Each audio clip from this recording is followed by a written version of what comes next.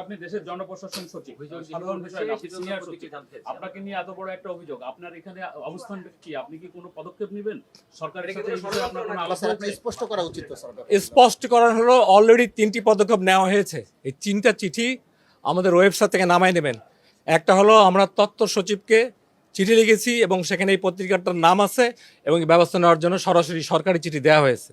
এটা press council আছে, অন্যান্য যা নিয়মকানুন আছে আমার চেয়ে আপনারা ভালো জানেন, তারা ব্যবস্থা নিচ্ছে। 1। 2 নম্বর হলো যাকে কেন্দ্র করে এই ভুয়া লোক, তাকে তার বিরুদ্ধে আইনানুগ ব্যবস্থা নেওয়ার জন্য স্বরাষ্ট্র সচিবকে লেখা হয়েছে, যাতে তারা মেবি 1-2 দিনের মধ্যে যখন আমরা নিউজ করতে পারবেন হি উইল বি অ্যারেস্টেড এবং রিমান্ডে তার চলে যাবে। 3 নম্বর হইল যে ব্যাংকারের অনভিজ্ঞতা অথবা ভুলের কারণে ব্যাংক অ্যাকাউন্টটা খোলা হয়েছিল, বাংলাদেশ ব্যাংকের গভর্নরকে চিঠি দেওয়া হয়েছে। এই ব্যাপারে শুধু ওনার ব্যবস্থাই হবে না, অন্যান্য ব্যাংকেও যাতে এরকম আর কোনো সমস্যা না হয় সেই পদক্ষেপ নেওয়া হচ্ছে।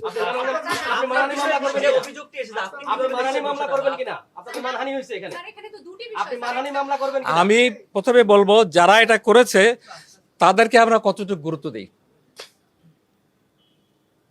একটা রাস্তার লোক আমাকে অনেক কথা বলতে পারে, আমি রাস্তার লোকে কিছু দৌড়াবো না। আবার আমরা সরকারের পজিশন থেকে জনগণের স্বার্থে কাজ করি, যেভাবে আছে সেভাবেই কাজ করব, যতদিন করবো আল্লাহ হায়াতে রেখেছে আমার নিয়মকরণের মোতাবেক।